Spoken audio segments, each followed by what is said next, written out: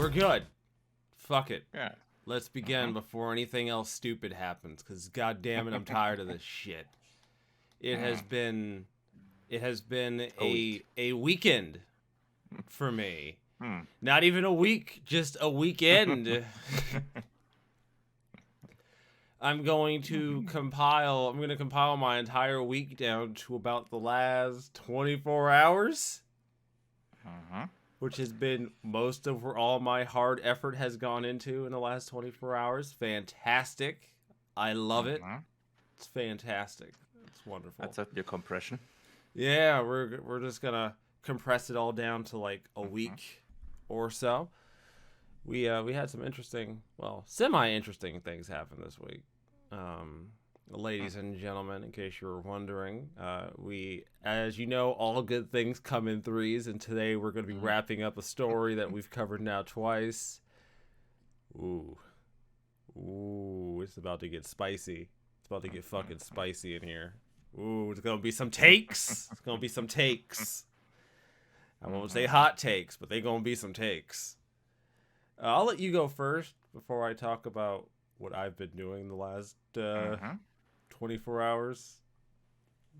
Alright, yeah, because for me it's been a pretty regular week. I've been continuing a bit with Forza Horizon 4, finding a few more of the older cars, racing some more, just wherever it occurred.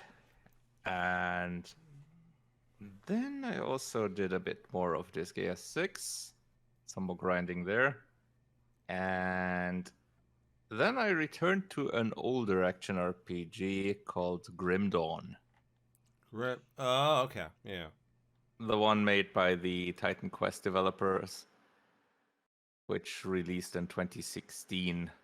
And I decided to try out another class combination that I haven't before. This one being a combination of a ranged class, the Inquisitor, which essentially uses ranged weapons and runes on that he puts on the ground or she puts on the ground. Kind of like the assassin in Diablo 2, where you can just put the traps on the ground and the runes work like that.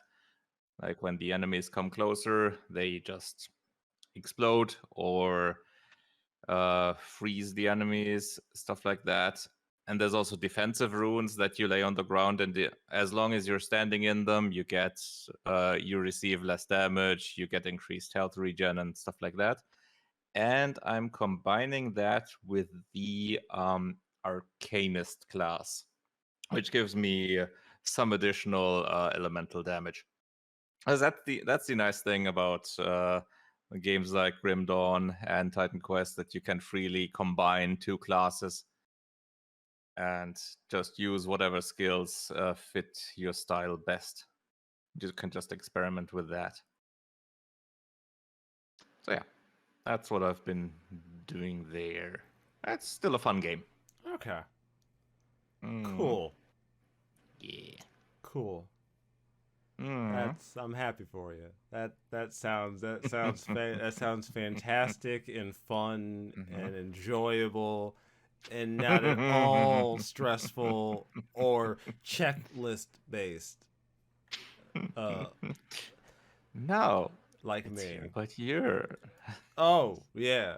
So part of what I do is I set up these goals for myself and don't always think ahead about how I'm going to accomplish them.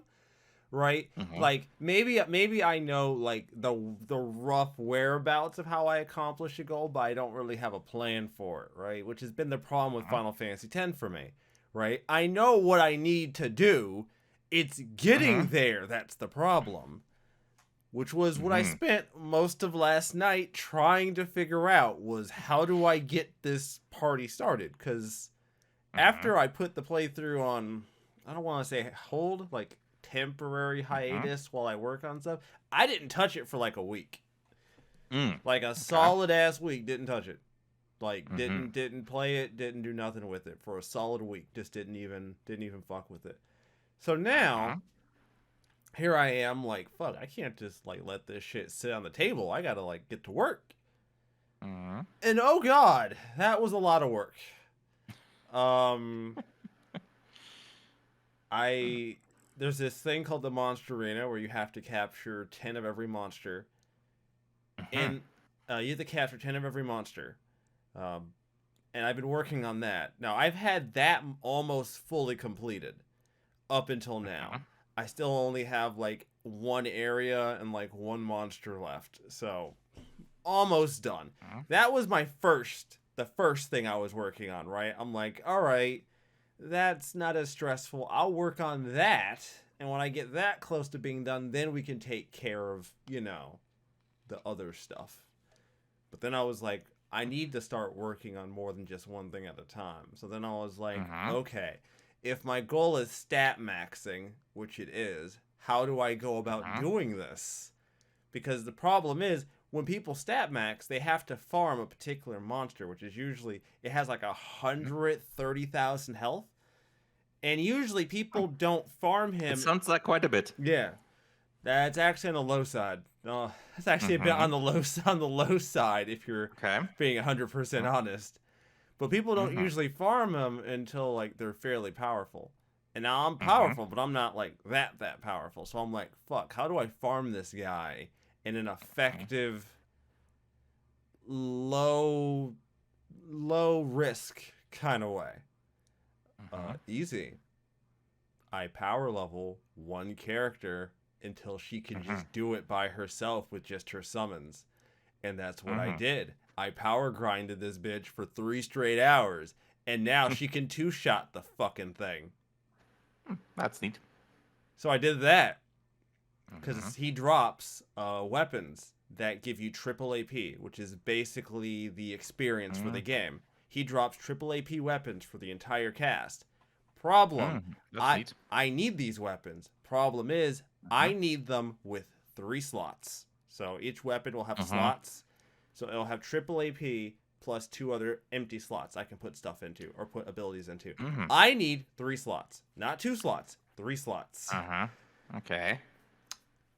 And that's what took me approximately 6 hours last night. that that was the sick Uh-huh. that So caveat the right. drop rate is rather low. The drop, I was getting the weapons often enough. Mhm. The weapons were dropping, and I was seeing them across Mhm. all 7 characters. So I was seeing the weapons drop. I Mhm. just wasn't So he always. gets you the weapons for all the characters. Yes, Okay, interesting. it's just I just have to hope luck is on my side. And he drops the 3 slot version of the weapon, not the 2 slot version. Mhm. 2 slot version is basically worthless to me. I can't use it. 3 slot Mhm. I need. So I essentially spent about 5 hours last night uh, grinding on that because Mhm. I had to. And So, how much of that time did the last weapon take? um, they all it all kind of wrapped itself up pretty nicely. It Mhm. wasn't Okay. by the end. I was waiting for 2 weapons, and I got them both Oh, okay. fairly close to each other. So Mhm. and the thing is, I could kill him in 2 hits because Mhm. you the way I was doing it, I felt a little scammy about because I'm like, damn, this is too easy. People made this sound Mhm. hard, and then I'm like, well, you know what? Not hard, but just luck based Yeah, mainly. so yeah, it was less skill and just more time. Mhm. And time doesn't bother me cuz you know, Apparently. yeah, time doesn't really play into my concerns. Mhm. It should. Not going to lie to you, it should. I should be more It considerate. only bothers you the next morning. Yeah, it only bothers me when it's 4, 5 o'clock in the morning, and I'm just wrapping up Mhm. my work, and I'm like, fuck, I got that done. I didn't even I set the switch back onto the home page, turned off to back onto the Mhm. home menu. Didn't even turn the game off to set it to the home menu on my Switch. Turned off both my monitors and went to bed. I didn't even turn it off. I'm just like, fuck it. Turn off my monitors. Went to bed. That was it. I was Cause I was thinking to myself, I'm like, it's 5 fucking o'clock in the morning. So I can wake up at like 11 and get like 7 hours of sleep. That's not too terrible. I've done worse. Woke up at like 11:50 this morning. I was like, fuck, I cut it close. Shit. So yeah, that happened. That was. And now I still got there's still multiple steps on this tiered ladder of things I still have to get done just to get to where I want to get to. Still has a few more entries. Yeah, the checklist has a lot of entries. It's one of those, you know what you have to do. The checklist makes sense. It's just how do you start this fucking thing? Because the checklist isn't in any particular order. It's not like you ordered this checklist in a way that was logical. You just have the list of shit to do, and now you're just looking at it like, all right, which one can I do first that isn't gonna fuck every single thing else on this list? That one. I'll do that one first. That one seems easy. It's not easy. It's not easy. No. Okay, so that's my that was about 6 hours of my life. Hey CD, question for you, buddy. Yes. Let's say you spent $1,600 on a graphics card. Hypothetically, I'm not saying that you would, but let's say you spent $1,600 on a graphics card. I don't know. It was your birthday. You were feeling good about yourself, and you're like, you know what? I'm a splurge. I'm gonna buy me a 4090. I mean, I'd also have to get a giant case and a bigger power supply, but yeah. Okay, but let's say hypothetically. Hypothetically, I would get me that card and a new system. And like, much. yeah, a whole new system, basically. And then I don't know. You're playing, I don't fucking know, Cyberpunk because you're bored one day, and like you look with at all ray tracing effects and everything on max on 4K. And I don't know. Maybe while you're playing it, you smell something burning. It's not like a strong smell, but it's a smell. You smell something burning. Yeah. So turns out because of the absurd power requirements that the 4090 requires, it uses a different kind of power cable, or it uses a multi-bit power cable, because well, it wouldn't necessarily have to. The alternatives are still there, but this is a new new standard. Yeah, this is cable that the ATX3 standard, I think it was, supplies, and in NVIDIA you decided, yeah, we're gonna use that. Yeah, so you have this new standard, and a handful of users started to notice that yeah, something's not quite going well with that. Oops. Yeah, it straight the fuck up melted. The cable itself, not the card, by the way. The cable melted, which yeah, thankfully. Yeah. It's bad enough. Yeah, but you didn't pay for the cable. You paid for the card, CD. Sure. Yeah. The cable was just a bonus in the package. Yeah, they didn't have to give you. It was the surprise cable. They didn't have to give you that cable, CD. They could have pulled an Apple and just gave you the card. They just gave you the. Exactly. Just buy the card and have no way of using it. Also very good. The Apple mentality. We're not going to include anything else. We're just going to give you the device and hope you figure it out. Have fun. But we will sell you we will sell you separately everything that you possibly need to get started at an incredibly inflated rate. But hey, you know what? You bought it. You need it. Even Apple supplies the charging cable. Yeah. Even they do. So yeah, I found this to be like absurdly ridiculous, right? Because I don't know, man. I feel like if you're selling something at $1,600, even if as a company your mentality is, well, we're not going to be selling that many of these because these aren't for like the average. Like we're not expecting the average consumer to buy them. We're expecting a lower volume of these to be Mm-hmm. bought because these are for a very focused Mm-hmm. set of people. Even if you accept that, I still feel like during your testing of this card before you go to market, you might have picked up on this. Is especially then you should pick up on this. Especially then, because this is your flagship product. Yeah. And you better make sure that the cable that supplies the additional power it needs does not fucking melt. It's pushing so much power. It's pulling. It's supplying so And the much card is power. pulling it. It's supplying so much power to this card. Mm-hmm. And when you're supplying electricity, that's also generating heat, ladies and gentlemen. And it's not even that much. It's not even that much. It's the top of the line card, so it's about as much as the last generation top of the line card. So it's nothing that much out of the ordinary. Really, really The cable can, I think, supply more than the card needs. Well, thankfully it wasn't trying to supply. In theory. Yeah. I don't want to know what would happen if the card needed the max amount that the cable could supply. It would just disintegrate directly. You start the game, the cable just goes poof. There's a picture on Ars Technica of like the cable wires and the solder being completely melted off. Like it melted, like it generated enough heat to melt solder. That's not an insignificant amount of heat. Nope.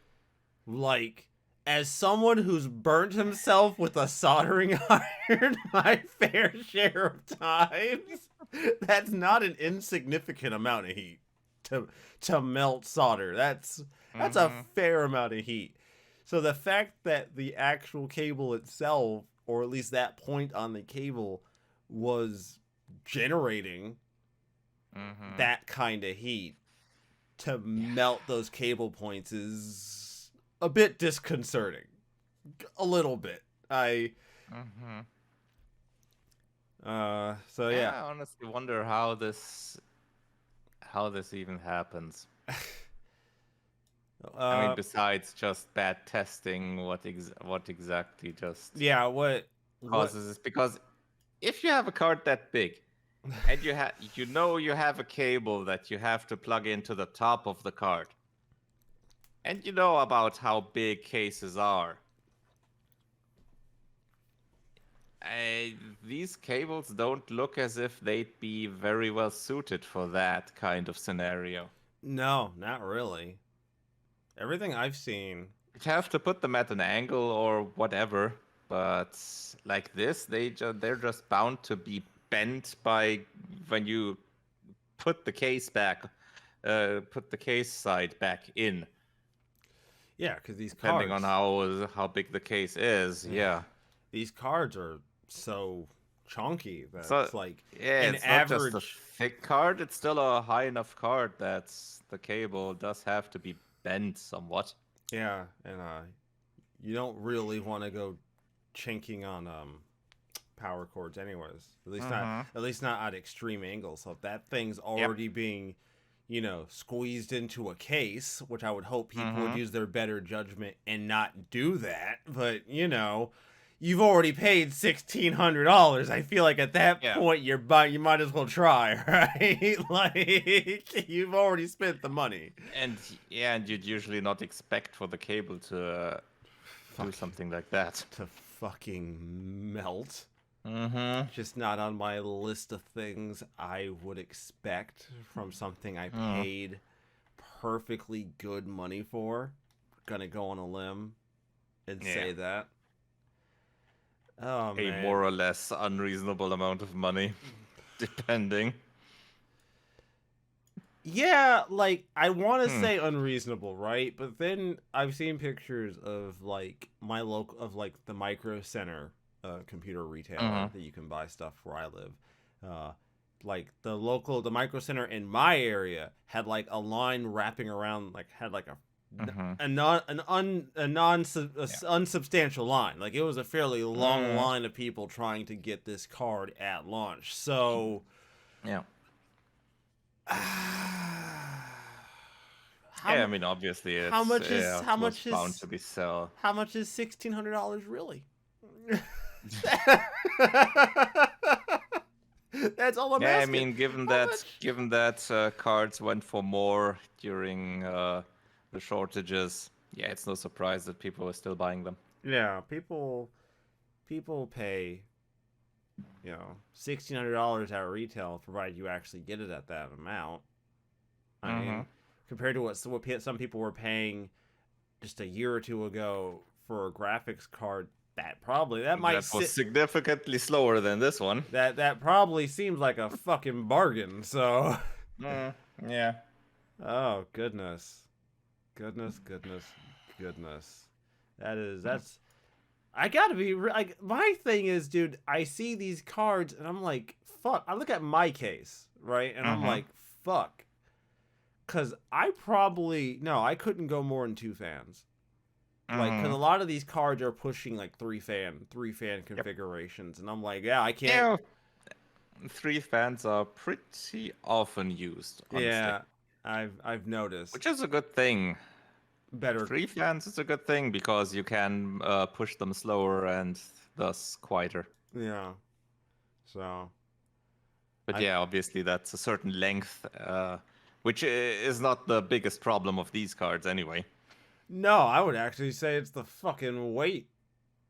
Mm-hmm. Like every time I Yeah. see these fucking things, I'm like, you Eh. have to buy a motherboard that has a PCI Express slot that is reinforced enough to take this damn thing.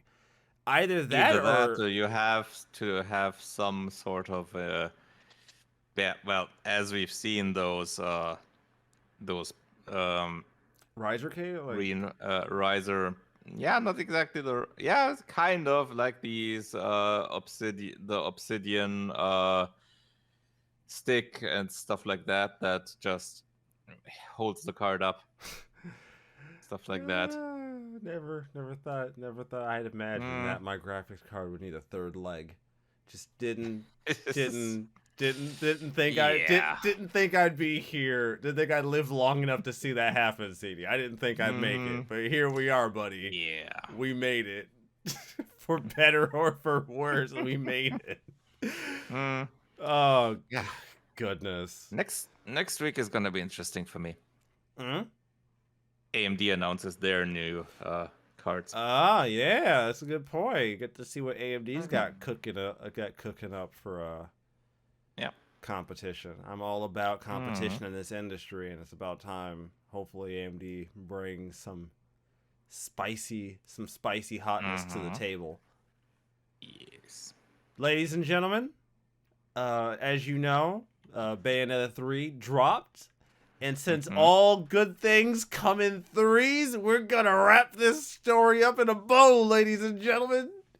We are here now. The story's about to be wrapped up with the third installment of the Mhm. Helena Taylor fucking debacle. Saga. The saga, we're wrapping it up. This is it. We're not talking about it after today. And whoo, it's about to Not get unless something big gets it revealed gets eventually. spicy.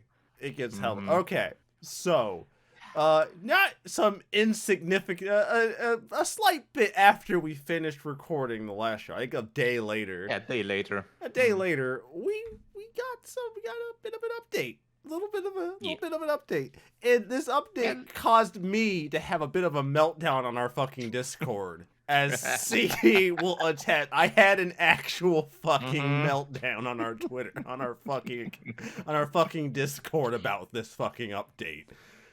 Um, Skill Up did a tweet saying Bayonetta, a voice actor, clarifies she was offered 10K, then additional 5K, rejected both, then declined to voice Bayonetta, was later offered 4K for a smaller role. Okay, when I saw Mm-hmm. this, I was like, okay, huh. Like, it didn't click with me initially. I wasn't like Mm-hmm. thinking about it much, right? But Mm-hmm. then the wheels in my brain, they started turning, right? They started turning. And Mm-hmm. I'm gonna walk you through, audience, what happened in my head, because it is my first problem was, okay, but still you waited like 11 months to break Mm-hmm. NDA, right? But then I'm like, Mm-hmm. wait a minute. Didn't Bloomberg and VGC say she was offered like 4K or something over 5 sessions? And then I'm like, okay, but she's saying she was offered 10, then 15. Mm-hmm. Well, that's less than the 20,000, 20 to 25,000 that we thought she was being offered, but still more. But then I'm like, wait a minute, bitch, didn't you say in your video they offered you 4K? So I went back Mm-hmm. and I watched her video just to be sure, cuz Yep. I was like, hold on a second. Mm-hmm. And then it happened. I figured it out. This Mm-hmm. lady really did get on video and lie. Or Yep. at the very least, she left out some fairly important context, but Mm-hmm. mostly just lie. She told us she was offered 4K for the role entirely. Yep. Because then you realize that 4K number she used, which was an actual number, she was offered Yep. 4K. So the Mm-hmm. amount wasn't the lie. But in an entirely different context. She was offered 4K for a cameo after she had already turned down what they had already Mm-hmm. offered her. Yep. And even their first offering was more than double the 4K.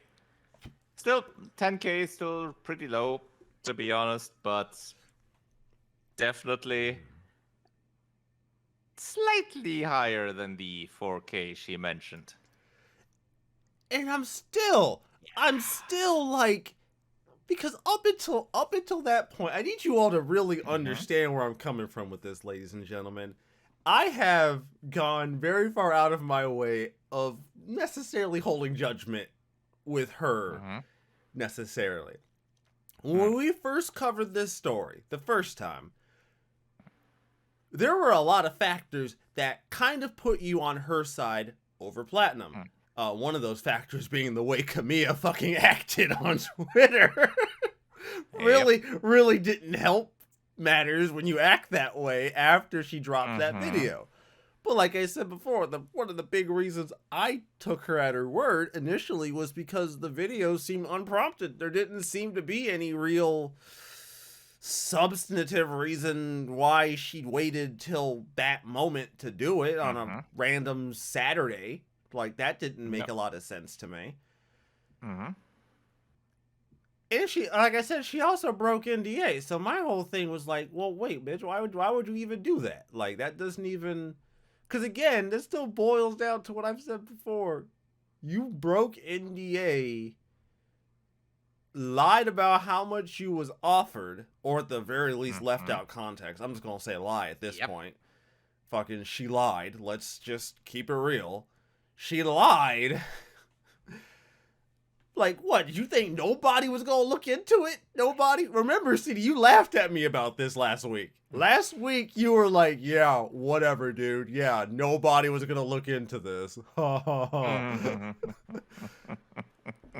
Looks like I was vindicated. I think she really thought nobody was gonna look into it. I genuinely believe it now. I genuinely believe she thought nobody was gonna look into this. Nobody was gonna fact check her. People would take her at her Mm-hmm. word. Right, because that's what you think when you claim that a franchise has a $450 million worth. You think that's completely insignificant and no one is gonna care about your claim. Mm-hmm. 400. Yeah. I'm still flabbergasted because that's still one of those details that Mm-hmm. I'm just like 450 million For Bayonetta? Never. Ma'am, are you having a smoke? Are you having a smoke, ma'am? Did you get some of that good kush that Merry and Pippin had from Two Towers? Did you get that good stuff? Are you Possibly. are you having a smoke, ma'am? I feel like you're having a smoke on this one. Just one? Yeah, a couple. Just like a triple thing or something like that. Yeah. So, okay. If it would be that much of a franchise, Sega wouldn't have let it loose. Yeah, right. They wouldn't have needed Nintendo to come in and and save the save Bayonetta essentially. Yeah. Bankroll wouldn't it. have happened. Nintendo wouldn't need to bankroll it. Sega would be on that shit like they're on with anything else that they do that's successful. Do you think do you think Sega needs somebody to help them bankroll a Yakuza game these days? Yeah, fuck no. Do you know why? Because those games make fucking money. Yep. So Sega makes stupid decisions, but this wouldn't be one of them. So interesting. A thing that you pointed out later this week was a bit of a disconnect between game journos, or at least the game journos, and the actual story at hand. It's a very interesting little disconnect that occurred here. Or rather, a certain Sophia Norwitz originally pointed it out, and I pointed it out to you. Yeah. Very interesting disconnect where, fuck them. I'm going to say it. Kotaku, of course the fucking gamer. Why wouldn't it be? Obviously. Of course the fucking gamer.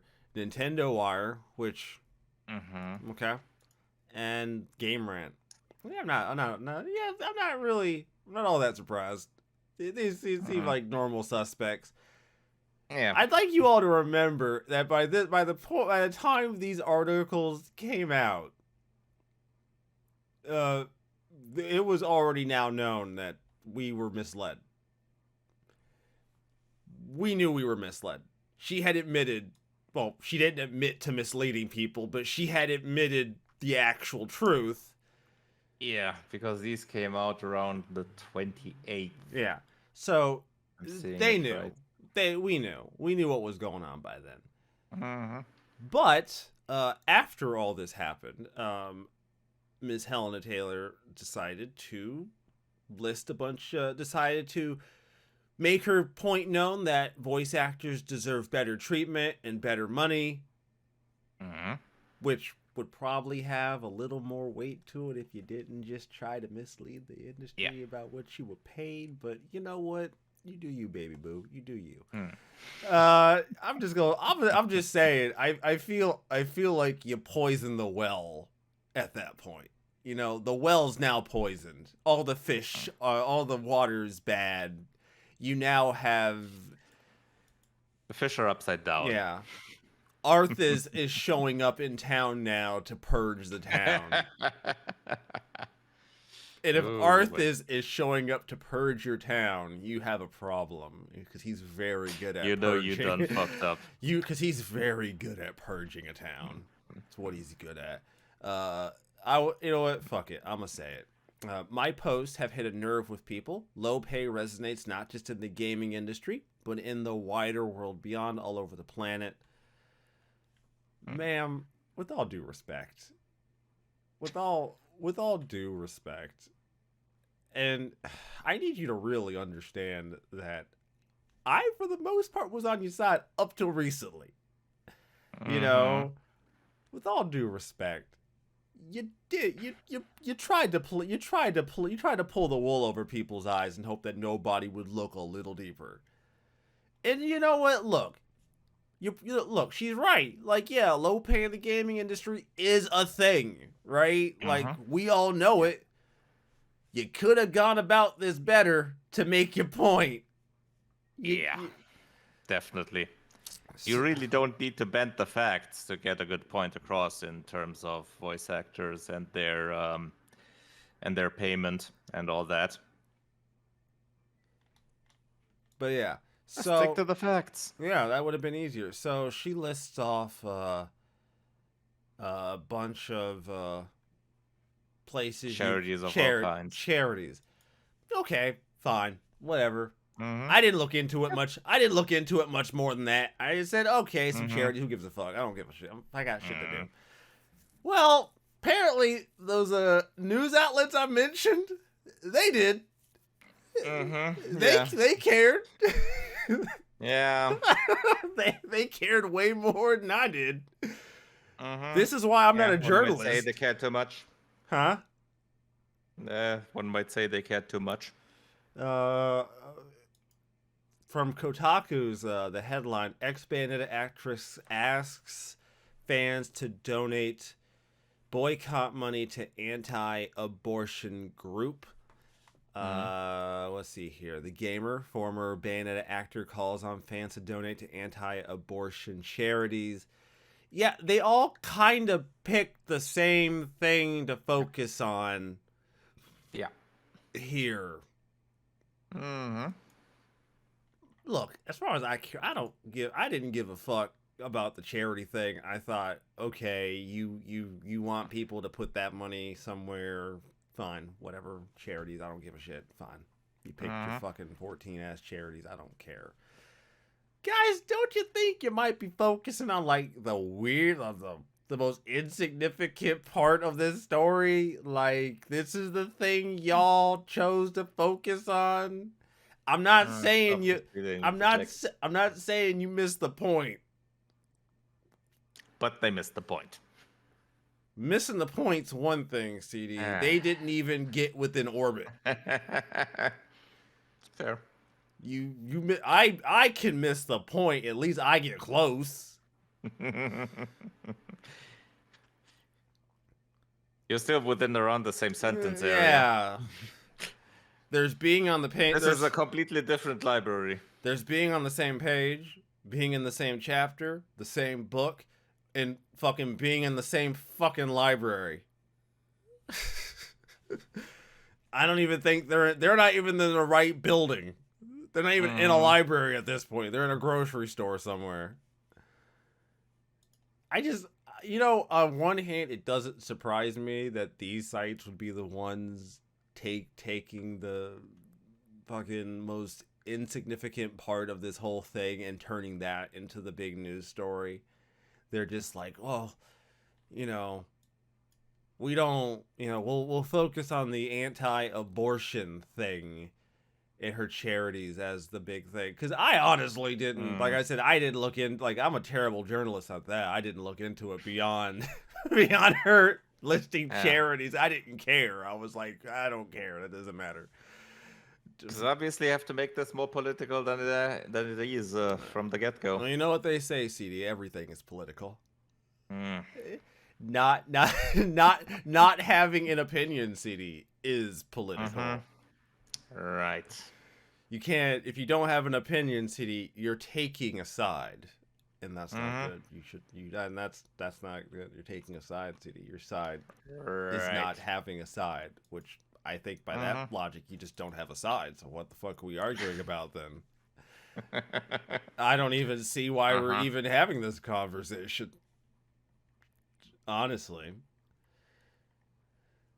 Miss Taylor, please, just go back to doing whatever you were doing. Please. Thankfully, or not thankfully, depending on how you view it, you're probably not going to be able to get a job in the gaming industry after this. Go back to doing theater outside of Twitter. Yes, please. Because your performative work is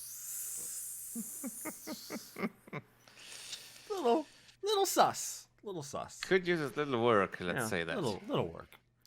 So, this last year or so, we've seen a lot of remakes get announced. And I would say a lot of them probably didn't need to happen.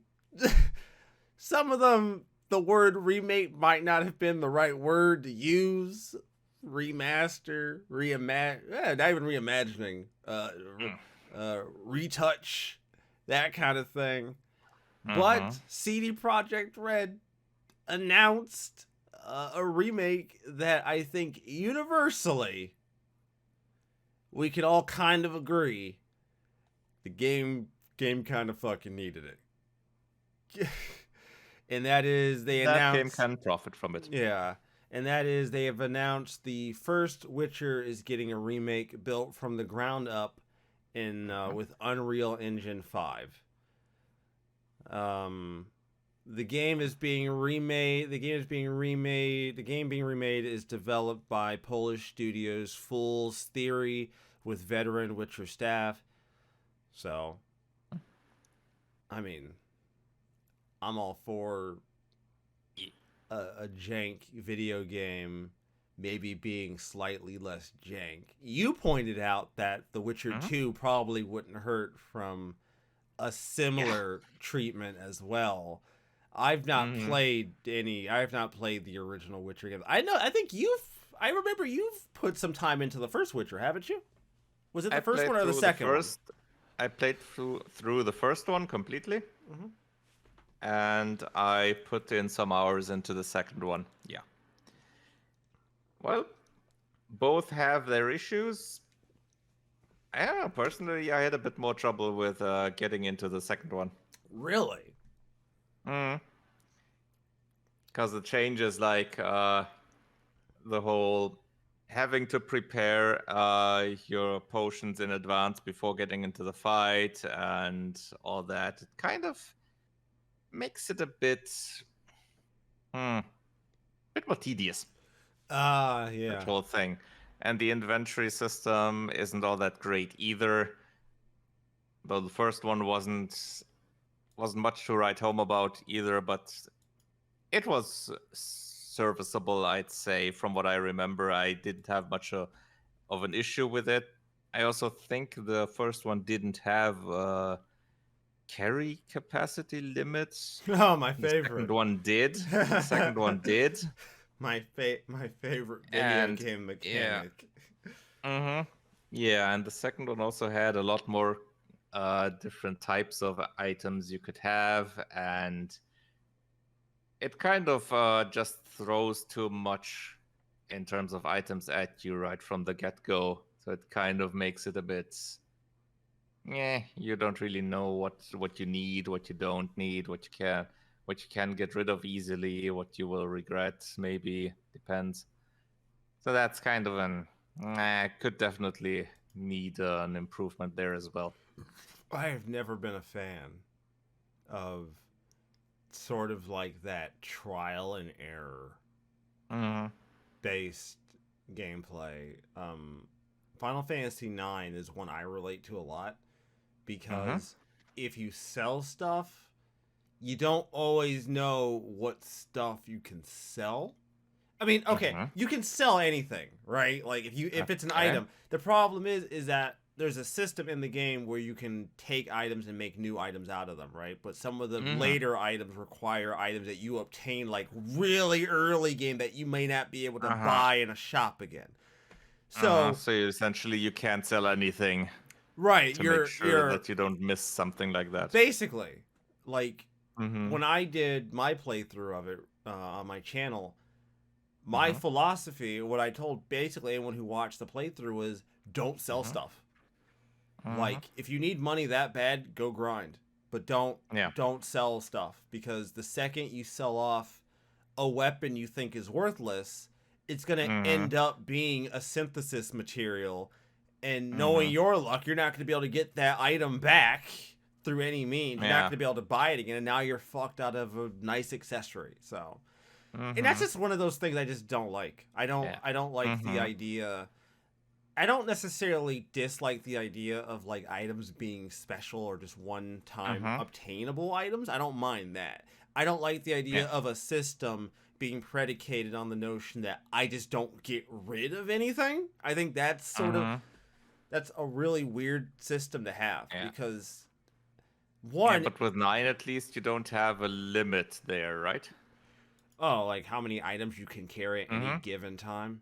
No, that weight thing. Yeah. Yeah, okay. That's a big difference there. Do you have like a chest like in Diablo? Like a Mm, you could throw your stuff into like a I chest or something and just keep it don't there? think. Um, I'm not sure. It's been a long while, but I don't remember having one Can you there. just throw all your shit on the Maybe you floor get. a la Diablo 1 and it just Nope, stays there? definitely not. I remember you pointing that out about Diablo 1. You're like, yeah. Okay. They added something like that in an update. They added something like it. So yeah, that at least is there as a possibility.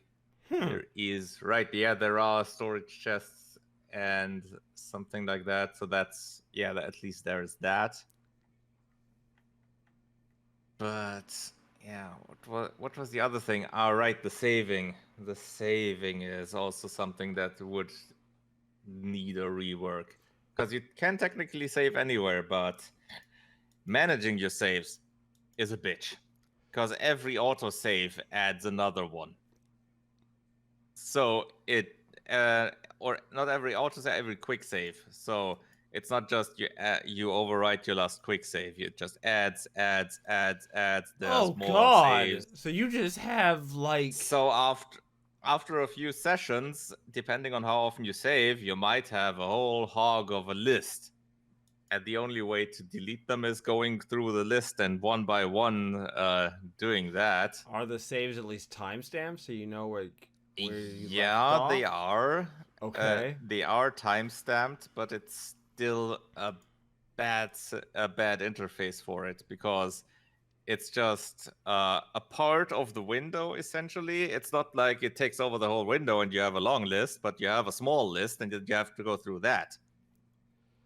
Yeah. And I think it also doesn't remove them from the Steam Cloud if you do it like that. I'm not quite 100% on that, but I think you had to go through other ways to remove it from the Steam Cloud. Which, yeah, that's definitely something that would need to be revamped for that game. That doesn't sound all that great. It has good aspects in terms of general gameplay and all, but there are issues that definitely need fixing, which would be hopefully addressed with a remake or remaster or whatever. Yeah. Damn, I hadn't thought about that. Damn. Mm-hmm. So yeah, I appreciate the first one getting a remake, but I also hope that they make one for the second afterwards. I also hope we eventually see that Witcher 3 fucking modern update. Yeah, the next gen update. Mm-hmm. Because I've been holding off on playing it. Honestly. Like, I want to, but I want to play it once they put out the better version. Like, I know They did say it's coming soon. We don't have a date yet, I think, but they recently did say it's coming soon. So I'm gonna just have just a few days ago. So I'm gonna just keep on. I'm gonna keep on keeping on waiting them because I'm not touching it till they put out that patch. Because like same. it's like that I want to see. I know I'm never gonna see it because I don't think Square's ever gonna do it. But I would really like to see Square put out like a PS5 patch for like Final Fantasy 15.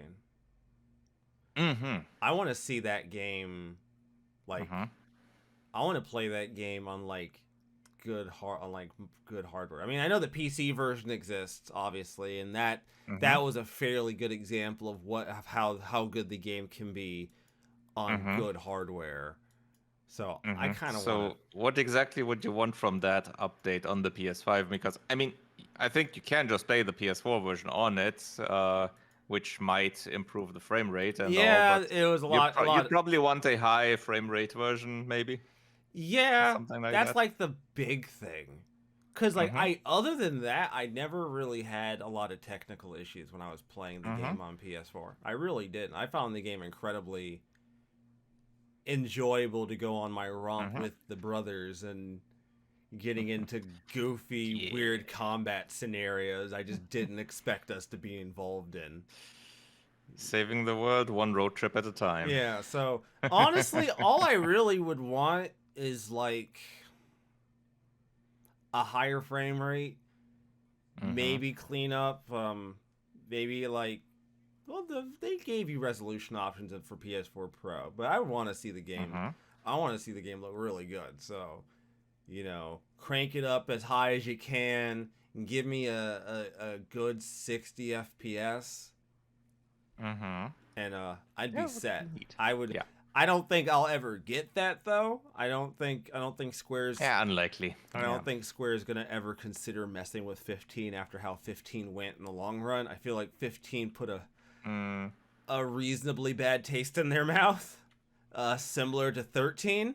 I don't think 15 left a great taste for them as far as like something they're I going mean, to even want. with 13, they did some updates and all, even later on. Even on PC, I think they had some things they did. So, yeah.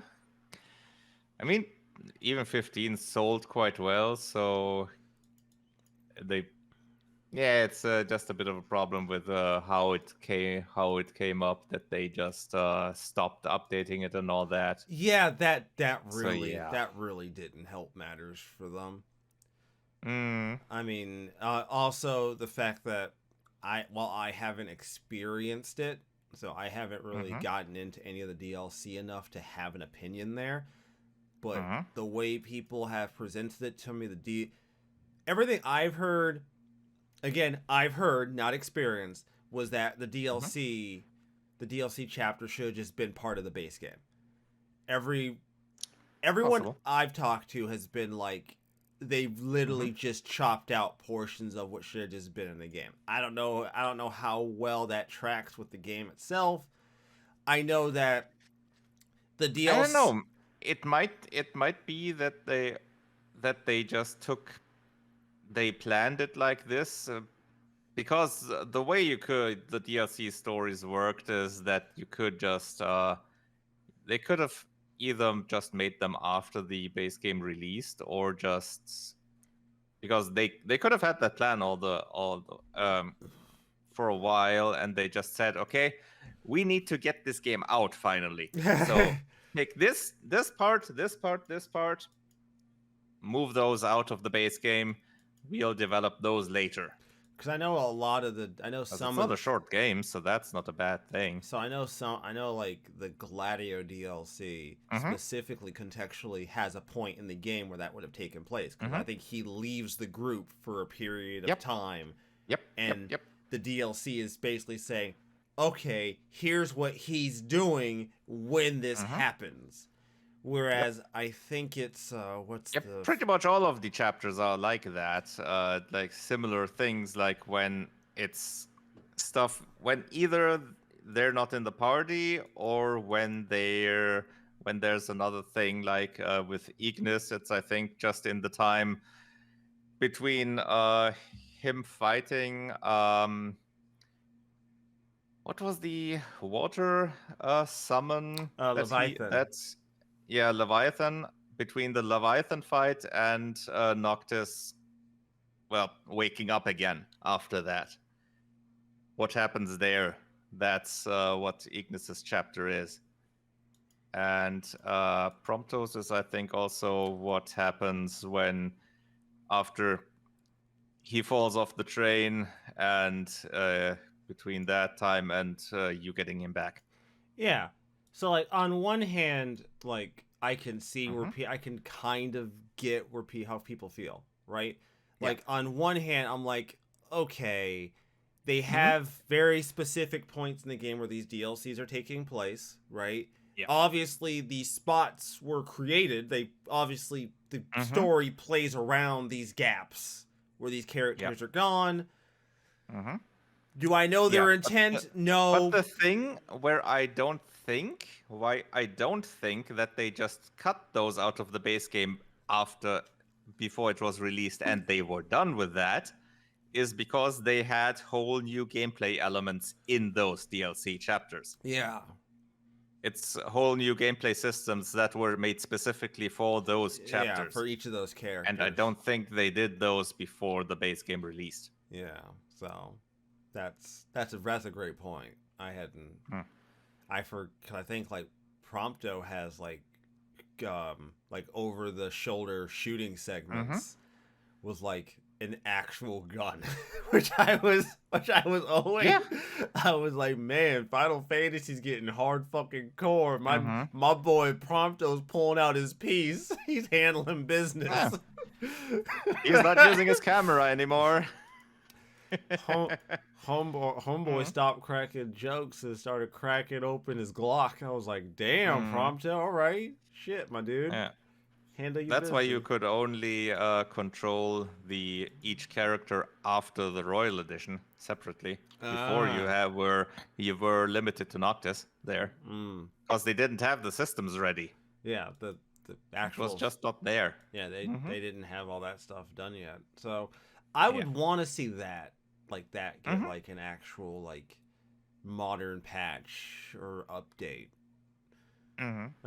Like I said, I acknowledge specifically for console owners, that would be nice, definitely. Like I said, I acknowledge the PC version's a thing. You know, I acknowledge I could play it on PC, but my comfort zone isn't always playing on PC. It just isn't my comfort zone. Obviously, I love my PC to death. I'm on it probably more than most people probably should be, but and obviously by now you have put in quite a few hours on the console version, so you wouldn't necessarily want to start from zero. I would. Okay. Like that's not what's deterring me. Don't right. Please don't please understand. All right. It's not starting from zero that deters me. That is not. Look, I've talked about. I just thought that might be an additional factor, but no, that's not. That is a non-factor for me. The only thing that deters me is my handful of reasons I just don't enjoy playing video games on the PC sometimes. At least PC games in like a traditional PC gaming perspective, kind of. Like over here, I have my emulation box, right? It's like an emulation media box, right? So I'll play like emulated games with like a controller on my couch sometimes, and that's a different kind of experience for me than like the keyboard mouse typical PC gaming experience, because I don't know, it just hits differently for me in that context than like most PC games do. The only PC game I play with any regularity is like Final Fantasy 14, and if you want the honest truth about that, I haven't played in like 2 months. Other things have stopped me from playing. Not the game. The game is still good. I just have other things I'd rather be playing right now than playing that and spending $15 a month not playing it. That just doesn't seem like a very good use of my money at the moment. Just gonna throw. Could think of a few better things there. One or two. So like, I would like to see that mostly, because there's plenty of things still coming out that I'm like. For instance, sometime next year, I don't know when, but I'm getting Rise of 3. Somehow, this Miss Rosalind Stout is getting her third outing. She's getting a trilogy, ladies and gentlemen, and that makes me super happy, because I think that might be a first for the Atelier series. Yeah, she's getting, because I think one of the reasons, like when I finished, understand, I beat Ryza 1 only recently, and Ryza 2 was already out. So I didn't have any. I bought Ryza 2 because I knew for a fact that was going to be one of those games, and it was, where like once that initial launch period ended, the game got harder to get. It's just how these games are. They get harder to obtain. So Ryza 1, I'm enjoying it, but I'm like, man, I wonder like what Ryza 2 is going to be like. And then Mm-hmm. I don't want to. It's not really a spoiler because like the back of Mm-hmm. the box to Ryza 2 tells you this. So I Mm-hmm. don't consider what I'm going to say to be a spoiler because it's easily findable. Mm-hmm. At the end of Ryza 1, after this group of friends works together to save their home from impending doom, Mm-hmm. um, all of her friends leave. Hmm. All of them. They're all Mm-hmm. going off. Huh. Tao and Boss are going to the big Uh-huh. city across the land to study. Mm-hmm. Lent is going to become a knight errant and go on Mm-hmm. adventures. The two alchemists that you've gotten to know throughout the game, they're not going to be sticking around in town because most of their research Mm-hmm. after what they've done with you is now over. And I forget the other girl's name. She's taking up becoming a business owner with her father because her Oh. father came to your town Uh-huh. to initiate trade, and that's how you met her. But Mm-hmm. now he's done. He's accomplished what he needs to Mm-hmm. accomplish, and now they're leaving. At the end of the game, you find out all of your friends are leaving, and it's kind Mm-hmm. of heartbreaking because as the games progressed, these characters get awkward with Ryza about it because they don't want to tell her, Mm-hmm. right? Yeah, I mean, naturally. They don't want her to know that they're gonna leave. Yeah. And at the end of the game, when they go have their when they're celebrating, everyone's like, I'm leaving. What? Mm-hmm. Yeah, I'm leaving. Yeah, me and Boss are gonna go study in the big city. I'm becoming a knight errant. Our research here is done. I'm gonna go travel with Mm-hmm. my dad to become a better business person. And at the end of the game, her clubhouse, the Atelier Ryza, so to speak, is empty. Mm-hmm. It's just her, and it's kind of heartbreaking, really, because she puts on a strong face about it, but you know that Mm-hmm. hurts. Like being Yeah. someone who grew up in a But military. it also but it also sounds like a good motivation for her to go out into the world. Yeah, it's like so. Mm-hmm. As someone who grew up as a military brat and who had to move every few years, that Mm-hmm. ending kind of hit me personally. Cause I'm like, ooh, I'm like, Uh-huh. they're all leaving. Yeah. Okay, didn't see that coming. Fair enough. So I'm looking forward to They playing did that Rise. well. Hmm. Hmm.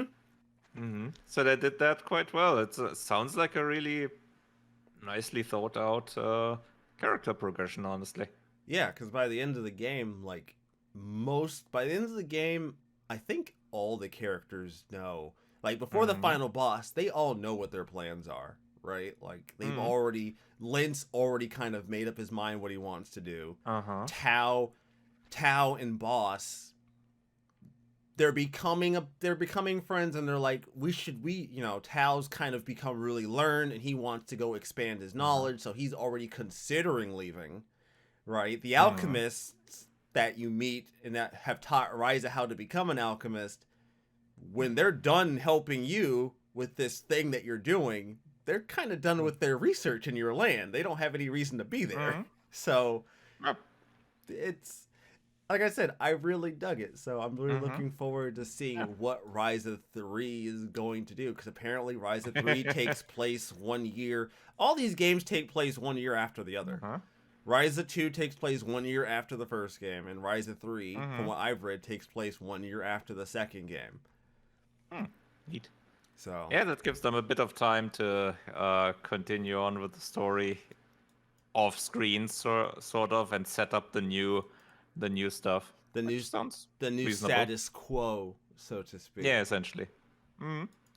But yeah, as Ah, far nice. as I dug it. Like I said, Mm-hmm. I wasn't expecting to love these characters as much as I did, right? Because Mm-hmm. to the game's detriment, the first like 5 Uh, hours doesn't go to any places. The game's a little slow to get there, but you get to know the mm. characters. That's the whole point. Is Yeah, you're it's getting build to up. understand the character dynamic and all Mm. these three Which kids. makes sense with the scenario, honestly. Yeah.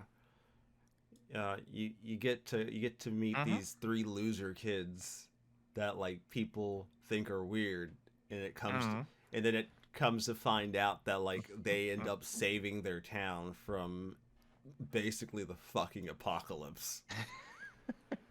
They kill a dragon. The dragon thing is the thing I love the most. Not the boss fight, because the boss fight terrified the shit out of me. The boss fight terrified No, because they set the dragon up so well. Everything leading up to that dragon boss fight terrified me. Because when you first run into it, it absolutely decimates two of the group's friends. Decimates them. And it looked like a fight's about to go down between you and this dragon. And I'm like, oh no, oh no. Please don't make me fight Not ready for this, not ready for this, not ready for this. Please don't make me fight this dragon. I do not want to fight this dragon. And then it flies off and I'm like, oh God. I didn't have to fight the dragon. I really don't want to fight the dragon. But like the reason I like that boss fight with the dragon, and then in the back of your head, you already had thought, I'm gonna have to fight this dragon at one point, don't I? Yeah, it's like I'm gonna have to fight this fucking dragon. What made the dragon scenario so interesting to me, why I loved it, is up until this point, no one's really taking your character seriously. No one's taking Rise's alchemy very seriously, because half the town thinks it's just magic. They don't think that it's because the game presents two sides to this story. The alchemists that you meet present alchemy as being science. It's a science. The town thinks it's just fucking magic because you throw a bunch of random items into a pot and then pull out something completely unrelated. Yeah, I get it. If I throw in a bunch of random components and then pull out a giant hammer, yeah, you might think it's fucking magic. I get that. I'm not... I understand where you're coming from. The dragon scenario was great because this dragon decimates all these soldiers they sent to go take care of it, right? And they're in danger. They're getting their asses handed. And our characters step up. They don't, like... Tao's terrified, Lint's amped up, and Rise is like, guys, there's nobody else that can do this. We have to do this. And it's this great moment where, like, Ryza shows just how heroic she can be and just how willing she is to step up. Because at that moment, she's facing down an actual fire-breathing fucking dragon. And she's like, we gotta do it. You do. Yeah, she's like, we gotta do it. There's no one else who can. It's just us. And I love that moment because when they beat it, the reaction of the characters is what I like. Because it's not like, whew, that was a thing. It's, oh my god, we killed a dragon. Yeah, like a reaction that you'd expect. Like, wait, is it over? Is this really not moving anymore?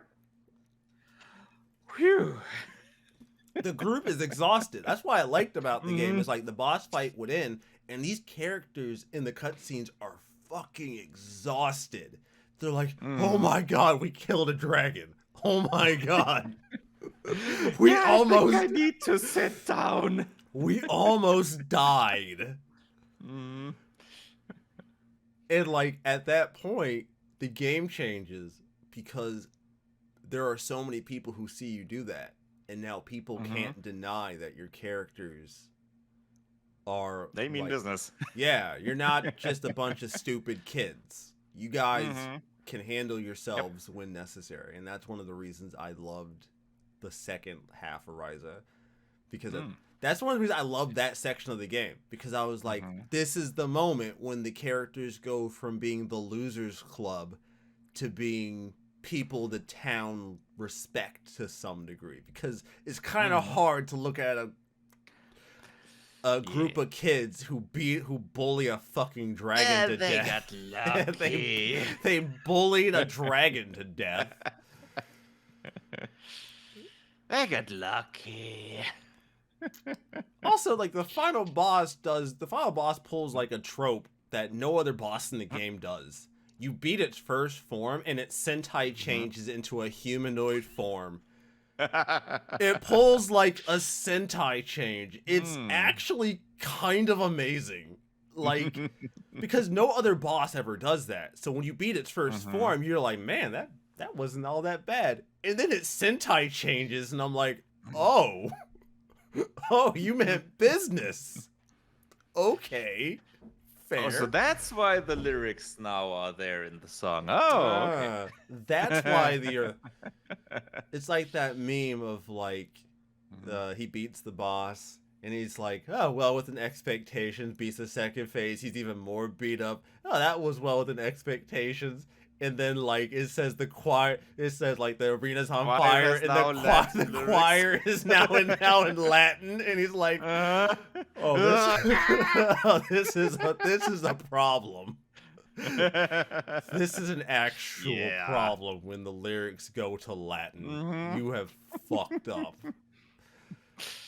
Oh goodness, this has been great. I don't get to talk about Ryza all that often, and that's one of the moments in that game that took that game from being like a novelty for me to being a game I like would put, as far as story goes, top 5. It's next to Xenoblade Chronicles 1, and I love the characters in Xenoblade Chronicles 1. That's saying something. I love them so much. Shulk, Rhine, Milia, all of them. They are perfect. Every single fucking one of them. I would pay real money for another story expansion for that game. Just so I can hang out with those characters for another 10-15 hours. Anyways, everybody, I hope you've all enjoyed today's wonderful episode of the Turn-Based Cynics. As always, you can find our show on a variety of podcasting platforms from Apple, Google, and even Spotify. And always, our podcast is on video form on our YouTube channel, Turn-Based Cynics, where our show goes live every single Sunday without fail for reasons. I hope you've enjoyed today's episode, everybody. I really do. We don't oftentimes get to follow up on a story 3 times, let alone do I get to close the book on the story officially. I haven't had this much fun with the story since Telltale, and that should tell you something. That should tell you something. That should tell you a tale. Anyways, everybody, hope you all have a fantastic week, and we will see you all next time. All right. Yeah. Fantastic. Yeah. Fucking that fucking dragon, man. That fucking dragon. Greatest. Dragons need to be treated more seriously in fantasy media. They do. I'm so tired of like certain games having a dragon be like an early game. Like if you're gonna have a dragon, build that shit up. Let that be like an actual encounter. That's what